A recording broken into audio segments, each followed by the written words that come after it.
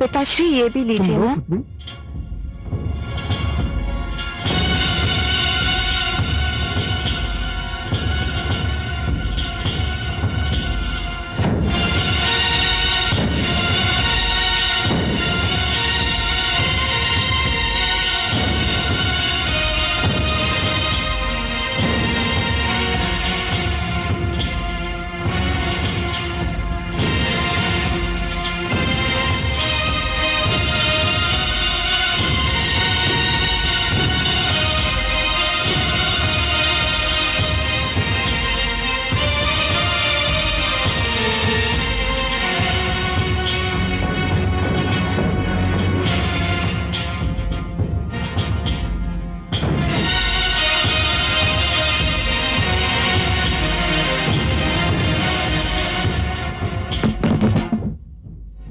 कौन है? पिताश्री मैं देखती हूँ।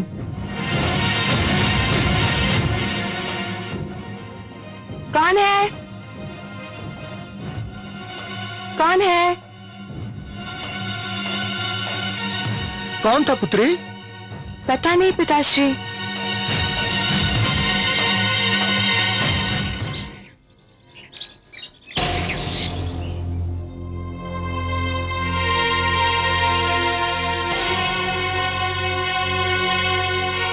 सुना है मेरे पिताश्री तुमसे मिलने आए थे। तुमने सत्य सुना है मित्र, तुम्हारे पिताश्री मुझसे मिलने आए थे। क्यों? मुझसे यह पूछने के लिए कि दीपावली को तुम्हारे अथवा मेरे लिए चुनने के लिए उन्हें अपना न्यायाधीश बनना मुझे स्वीकार है या नहीं। तो तुमने क्या कहा? मैंने उनसे कहा कि मुझे उनका न्यायाधीश बनना स्वीकार है। मुझे तुमसे सहानुभूति हो रही है ऋषि पुत्र। क्यों? क्योंकि ऐसा करके मानो तुमने आत्महत्या कर ली हो। अर्थात तुम नहीं जानते मेरे पिताश्री अपने मन में मेरे प्रति कितना स्नेह रखते हैं। वो मेरे विरुद्ध कदापि निर्णय नहीं देंगे।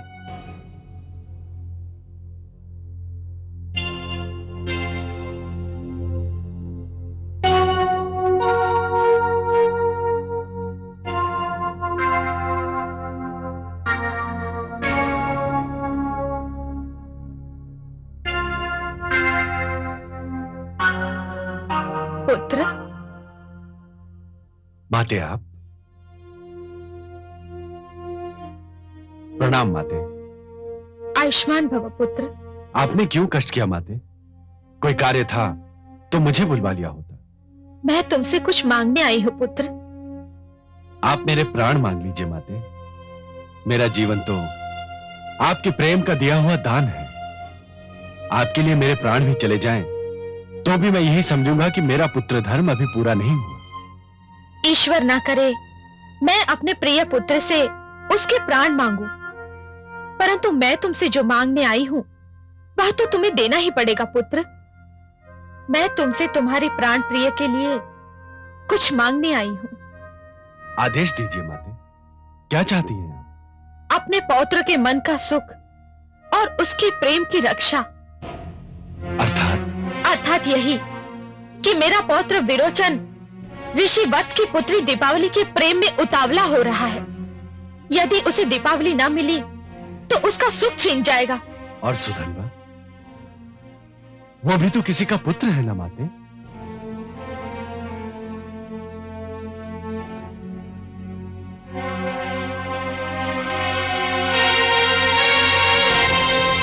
उलझ गया मेरा पुत्र, एक बार फिर विकट समस्या में उलझ गया। कौन उलझ गया महादेवी? मेरा प्रहलाद, और कौन। जब वो बालक था तो समस्याएं उसके सामने एक एक करके आती थी, किंतु अब कई समस्याएं, कई प्रश्न उसके समक्ष नाग के समान फन फैलाए खड़े हैं। न्याय की समस्या, व्यवस्था की समस्या, मर्यादा की समस्या, किस किस की सुनेगा वो? महादेवी, आपका पुत्र एक राजा है, और इसीलिए वो ब्रह्मा जी की तरह 4 मुखों वाला या मेरी तरह 4 भुजाओं वाला नहीं है। उसे तो सब कुछ अकेले ही करना पड़ता है। मुझे तो लगता है कि आपका पुत्र प्रहलाद इस समस्या को भी सरलता से सुलझा लेगा। नहीं कमल नयन, लगता है उसके प्रति आपका स्नेह कुछ कम हो गया है। हे पद्मनाभ, आप वो नहीं देख रहे जो मैं देख रही हूँ। कन्या दीपावली, उसके पिता और तो और अंगिरा पुत्र सुदन्वा ने भी उसके समक्ष श्रेष्ठता का चुनाव करने की चुनौती रखती है, किंतु योग्यता का आधार क्या होगा? विरोचन पुत्र प्रहलाद को अत्यंत प्रिय है। राजमाता कयाधु का भी वो लाडला है। एक ओर स्नेह संबंधों की बेड़ियां, तो दूसरी ओर न्याय की मांग। महादेवी, यदि आप पुत्र प्रहलाद की कोई सहायता करना चाहती हैं तो मैं आपको नहीं रोकूंगा। यही तो समस्या है कमल नयन। श्रेष्ठता के चुनाव में एक ओर राजमहल का वैभव है, तो दूसरी ओर आश्रम की पावनता। एक ओर बल है, तो दूसरी ओर साधना। एक ओर समस्त सुविधाएं हैं, तो दूसरी ओर अपार शांति। एक ओर अधिकार ही अधिकार है, तो दूसरी ओर समर्पण ही समर्पण।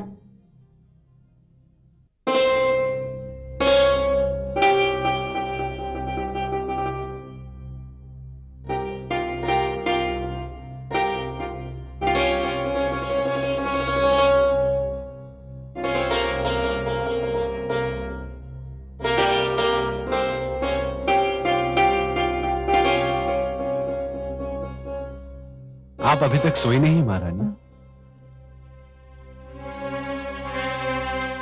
मैं आपकी प्रतीक्षा कर रही थी स्वामी। आपकी आंखों से मुझे कोई प्रश्न झांकता दिखाई दे रहा है। हाँ स्वामी, आप चाहें तो इसे प्रश्न भी कह सकते हैं, परंतु मेरे लिए एक प्रश्न से अधिक प्रार्थना है। आज सभी संकेतों की भाषा में बात कर रहे हैं। स्वामी, मैं ये पूछना चाहती हूँ कि आपने ऋषिवत्स की पुत्री दीपावली के भविष्य के विषय में क्या सोचा है? परंतु मुझे तो समस्त प्रजा के बारे में सोचना पड़ता है। मैं अपनी प्रजा का संरक्षक हूं। स्वामी, दीप पहले अपने घर में जलाया जाता है, फिर किसी और के। हाँ, परंतु मार्ग पर दिए जलाना भी एक राजा का ही कर्तव्य है। मैं कुछ नहीं जानती स्वामी। आज तक मैंने आपसे कुछ नहीं मांगा। आज पहली बार मैं अपने पुत्र का सुख मांग रही हूं। कृपा कीजिए मुझ पर स्वामी, कृपा करके उसे उसकी दीपावली दे दीजिए। देवी, आप मुझसे उसका सुख मांग रही हैं जिसका दुख स्वयं मेरे लिए असहनीय है। वो मेरा भी पुत्र है देवी। तो फिर संकोच किस बात का है स्वामी? संकोच एक पिता नहीं कर रहा है देवी, संकोच एक न्यायाधीश कर रहा है। मुझे स्वयं दीपावली बहुत प्यारी लगती है। ऐसी प्यारी पुत्र वधू पाने के लिए कौन पिता उत्सुक न होगा। प्रेम मुझे एक ओर खींच रहा है और न्याय मुझे दूसरी ओर, और मैं किसी निष्कर्ष पर नहीं पहुंच पा रहा हूं। मैं जानता हूं कि मैं पुत्र विरोचन का दुख नहीं देख सकता। उसकी आवश्यकता भी नहीं है स्वामी। दीपावली को पुत्र विरोचन के लिए चुनकर आप कोई अन्याय नहीं करेंगे। पुत्र विरोचन ने दीपावली के मन में भी तो घर कर लिया है।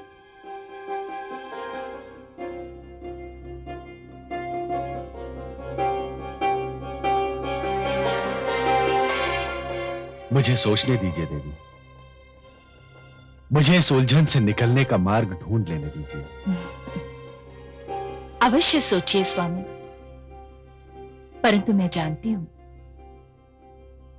अपने पिता के प्रेम को तरसा हुआ व्यक्ति अपने पुत्र को कभी नहीं तरसा सकता।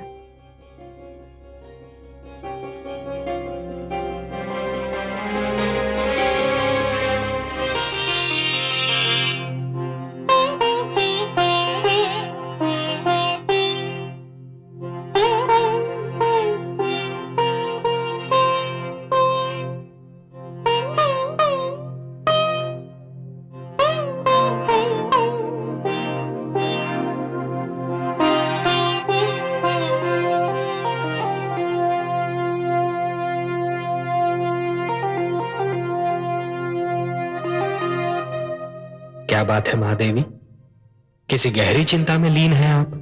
हाँ कमल नयन, मैं सोच रही थी कि न्यायाधीश का कार्य उस समय कितना कठिन हो जाता है जब उसके ही परिवार का कोई सदस्य आरोपी के रूप में उसके सामने हो।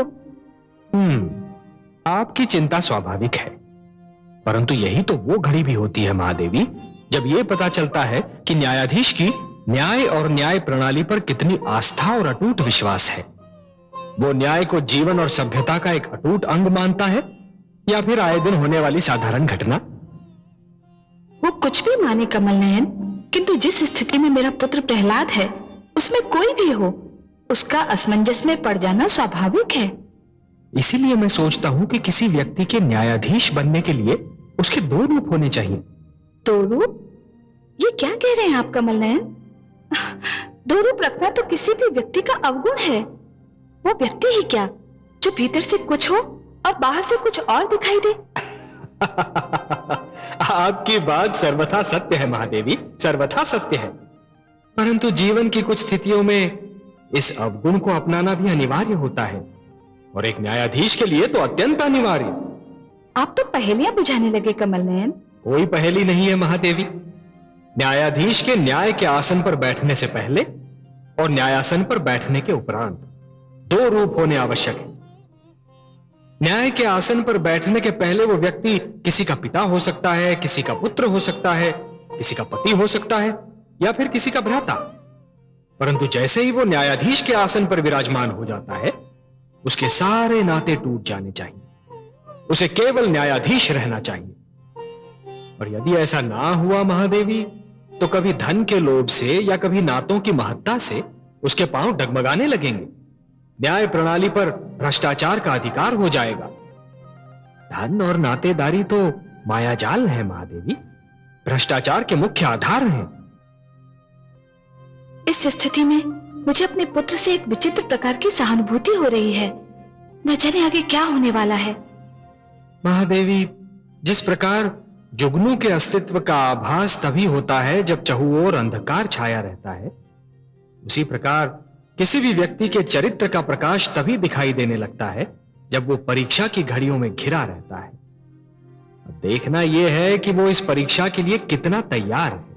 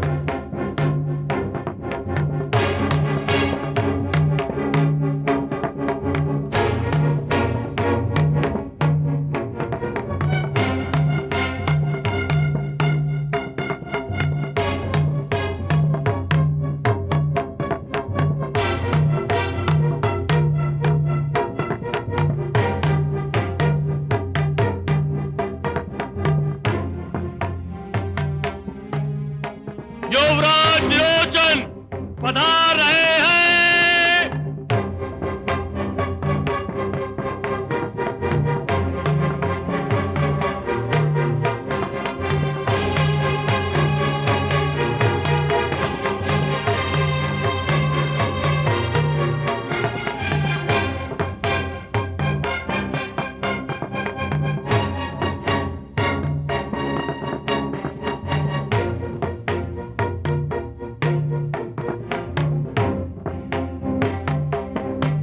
नहीं विरोचन,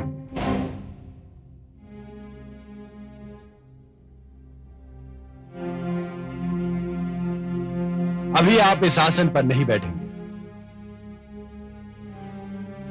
जब तक ऋषि वत्स की पुत्री दीपावली के विषय में कोई निर्णय नहीं हो जाता, तब तक आप केवल एक पक्ष की श्रेणी रखते हैं, युवराज की नहीं। मुझे आपत्ति है महाराज। मुझे भय है कि आप परंपराओं की अवहेलना कर रहे हैं। परंपरा अनुसार विरोचन का युवराज के रूप में अभिषेक किया जा चुका, किंतु मैं उस परंपरा को तोड़ चुका हूं। आपकी उपस्थिति में मैं ये कह चुका हूं कि निर्णय हो जाने तक युवराज के समस्त अधिकारों को स्थगित किया जाता है, क्योंकि वो इस अभियोग का एक पक्ष है और यही न्याय की मांग भी है। महाराज, न्याय की मांग यह भी है कि जब तक आरोपी पर लगाया गया आरोप सिद्ध नहीं हो जाता है, तब तक उसे निर्दोष और निरपराध समझा जाए।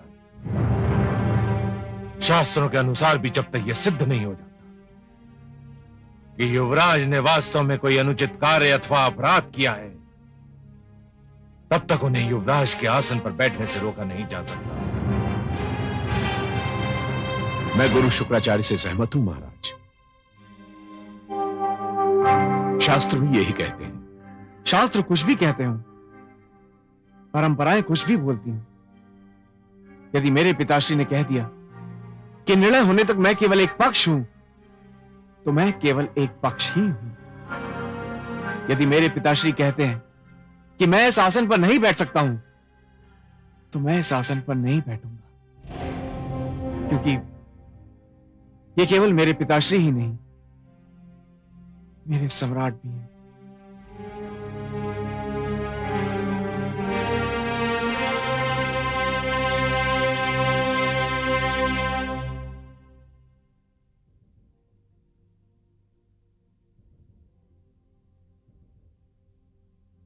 मेरे समक्ष एक जटिल समस्या है। हे महापुरुषों, यद्यपि किसी कन्या के लिए वर का चुनाव केवल उस कन्या का अधिकार है, और ऐसा अधिकार है जिसमें कोई और हस्तक्षेप नहीं कर सकता, परंतु ऋषि वत्स और उनकी सुपुत्री दीपावली ने यह कार्य मुझे सौंप दिया है, क्योंकि दीपावली यह निर्णय नहीं कर पा रही है कि वो अपने वर के रूप में किसको चुने। पुत्र विरोचन, ऋषि पुत्र सुधन्वा, मैं जो भी निर्णय करूं आपको स्वीकार होगा? संपूर्णतः अक्षरशः निसंकोच महाराज। यह जानते हुए भी कि विरोचन मेरा पुत्र है? ये तो मैं तब भी जानता था महाराज, जब मैंने आपका न्यायाधीश बनना स्वीकार किया था। और तुम्हें राजकुमार विरोचन, क्या तुम्हें भी मेरा निर्णय स्वीकार होगा? मेरे लिए अपने पिताश्री के मुख से निकला हुआ एक एक शब्द ब्रह्म वाक्य के समान है। आपका दिया हुआ निर्णय मेरे लिए आदेश होगा, और आपका आदेश मेरे सिर आंखों पर। धन्यवाद सुधन्वा, धन्यवाद पुत्र। हे उपस्थित सभासदों, प्रश्न यह है कि किसी व्यक्ति को श्रेष्ठ मानने के लिए श्रेष्ठता की कसौटी क्या है? विशेषतः ऐसे में जब एक पक्ष राजकुमार हो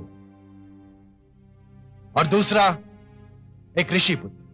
मेरा अनुभव, मेरा अध्ययन यह कहता है कि ऋषि ही श्रेष्ठतम है, क्योंकि ऋषि राज की लालसा, सत्ता के लोभ और धन की इच्छा से मुक्त होता है, जो एक व्यक्ति के लिए यदि असंभव नहीं तो सरल भी नहीं। मैं आपसे सहमत नहीं हूं महाराज। क्यों गुरुदेव? इच्छाओं से मुक्ति प्राप्त कर लेना बड़ी बात है, अवश्य बड़ी बात है, परंतु उससे भी बड़ी बात इच्छाओं के बोझ के साथ जीवन पथ पर चलना, और इस प्रकार चलना कि पांव डगमगाने ना पाए, उससे भी बड़ी बात है। राज मुकुट को ठुकरा देना यदि श्रेष्ठता है, तो ये जानते हुए कि राज मुकुट में कांटे भी होते हैं, उसे पहन लेना भी तो श्रेष्ठता का चिन्ह है।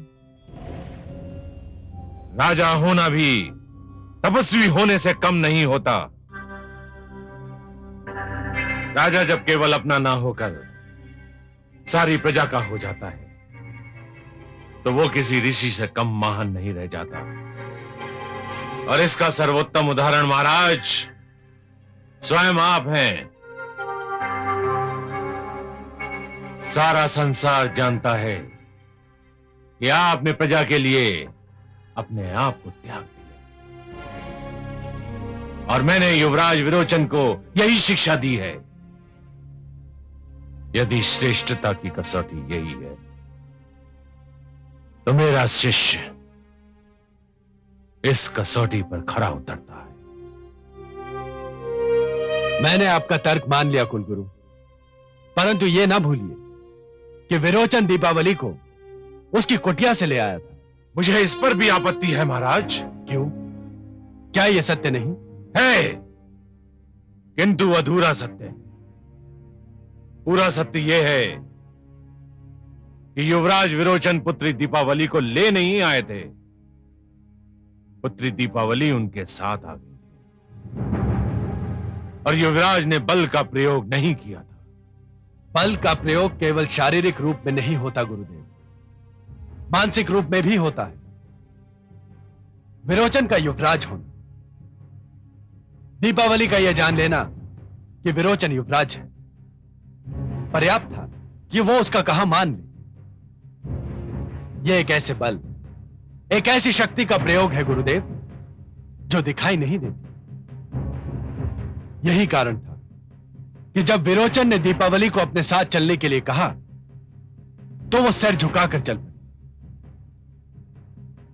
यदि ऐसी प्रवृत्ति को प्रोत्साहन दिया गया, तो आने वाले युगों में राज परिवार के सदस्य इसे उदाहरण बना लेंगे, और ऐसी घटनाओं का दुष्चक्र चल पड़ेगा, जिसके कारण बहू और बेटियां स्वयं को असुरक्षित समझने लगेंगी।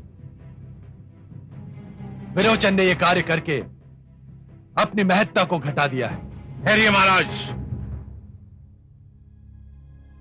युवराज विरोचन ने पुत्री दीपावली से साथ चलने को कहा, और वो उनके साथ आ गई। इसका क्या प्रमाण है? यदि ऋषि पुत्र सुधन्वा भी उनसे साथ चलने को कहते, तो वो उनके साथ ना जाती। परंतु सुधन्वा ने ऐसा कुछ भी नहीं कहा, इसलिए युवराज की महत्ता घटने का प्रश्न ही नहीं उठता। चलिए कुलगुरु, मैंने आपका यह तर्क भी मान लिया। फिर भी एक ऐसी बात दिखाई देती है जो विरोचन को साधारण और सुधन्वा को श्रेष्ठ सिद्ध करती है।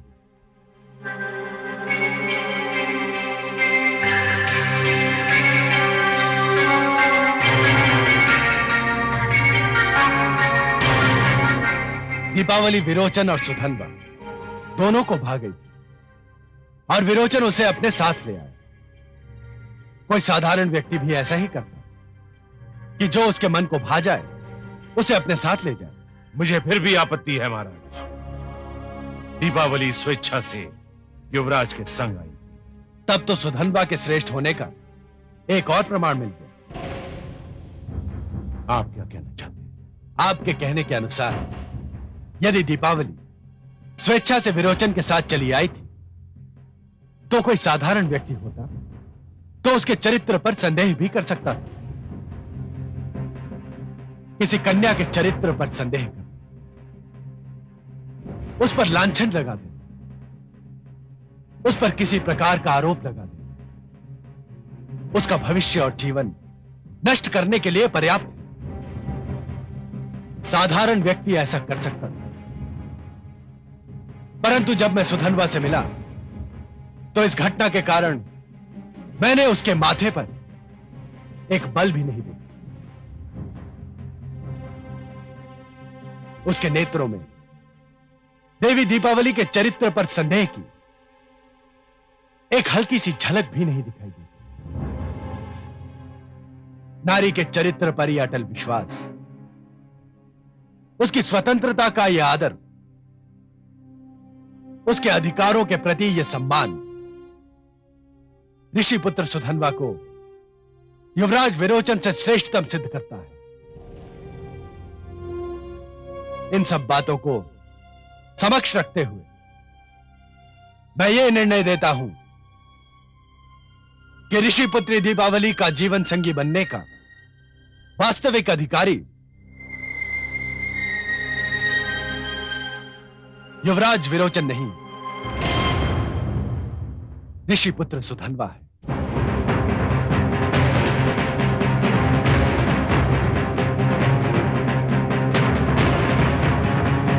बधाई हो मित्र, बधाई हो।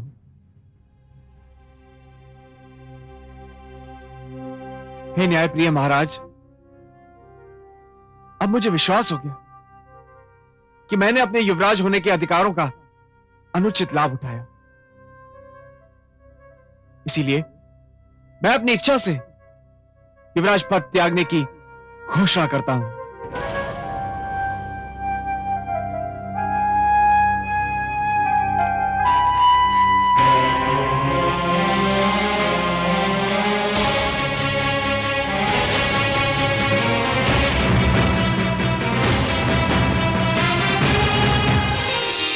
कमल नयन, कहिए देवी। धन्य है आपका पुत्र प्रहलाद, धन्य है। आज सारे संसार के साथ साथ मुझे भी उस पर गर्व हो रहा है। और क्यों न हो, जब कोई संतान किसी बड़ी परीक्षा में पूर्ण अंकों से उत्तीर्ण होती है तो माता पिता की प्रसन्नता देखने योग्य होती है महादेवी। हाँ पद्मनाभ, आज प्रहलाद ने जो कर दिखाया उससे आने वाली पीढ़ियां प्रेरणा लेंगी। उसने ये सिद्ध कर दिया कि राजधर्म के समक्ष पितृधर्म, पुत्र धर्म और पति धर्म कुछ महत्व नहीं रखता। न्याय के आसन पर बैठकर राजा केवल न्यायाधीश ही होता है। हाँ महादेवी, आज यदि प्रहलाद ने अपने पुत्र विरोचन के पक्ष में निर्णय दे दिया होता तब भी कोई उस पर अविश्वास नहीं करता, सभी उसे स्वीकार कर लेते। परंतु हमारे पुत्र प्रहलाद ने आज लोगों के उस विश्वास की रक्षा की है जो राजा बनाते समय लोगों ने उस पर किया था। उसने लोगों के विश्वास को टूटने नहीं दिया महादेवी। इस उपलक्ष्य पर मैं उसे बधाई देना चाहती हूँ। तो हम दोनों को चलना चाहिए, चलें?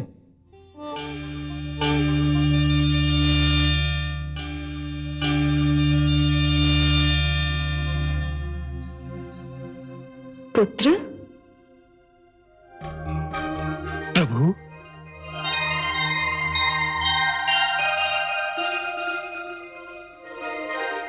आयुष्मान भव। हे गरुड़ध्वज, हे माता राजराजेश्वरी, आप दोनों यहां? यह मेरा सौभाग्य नहीं तो और क्या है। हम तुम्हें तुम्हारे निर्णय पर बधाई देने आए हैं। माते, मेरे किस निर्णय पर प्रसन्न होकर आप दोनों मुझे दर्शन देने यहां आए? पुत्र प्रहलाद, तुमने जो निर्णय किया वो कोई साधारण कार्य नहीं था पुत्र। हे प्रभु, मैंने तो केवल आपके बनाए गए नियमों का पालन किया है। निस्संदेह पुत्र, निस्संदेह। परंतु फिर भी वो कार्य इतना सरल नहीं था। शालीनता का पूर्ण पालन करने के उपरांत भी तुमने अपने ही पुत्र विरोचन को सुधन्वा से अधिक श्रेष्ठ नहीं ठहराया। दोनों की श्रेष्ठता में बहुत सूक्ष्म रेखा थी पुत्र। ऋषिपुत्र के पास तपोबल था जिसका प्रयोग उसने नहीं किया, परंतु तुम्हारा राजपुत्र विरोचन राजबल का प्रयोग कर बैठा।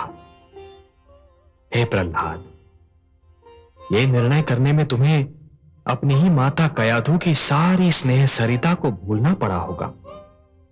महारानी धृति की सारी याचनाओं को ठुकराना पड़ा होगा। अपने ही पिता होने की भावना को कुचलना पड़ा होगा। हे पद्मनाभ, यही तो राजा का धर्म है।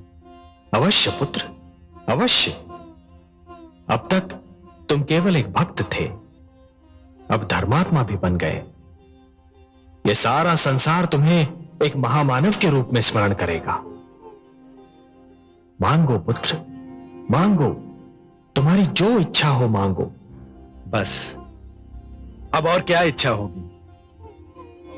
नदी अपनी यात्रा समाप्त कर सागर तक आ पहुंची है और आप उसे वापस मोड़ना चाहते हैं। हां प्रभु, अब तो केवल ज्ञान चाहिए, वैराग्य चाहिए। मैं अपने इन समस्त उत्तरदायित्वों से मुक्त होना चाहता हूं प्रभु।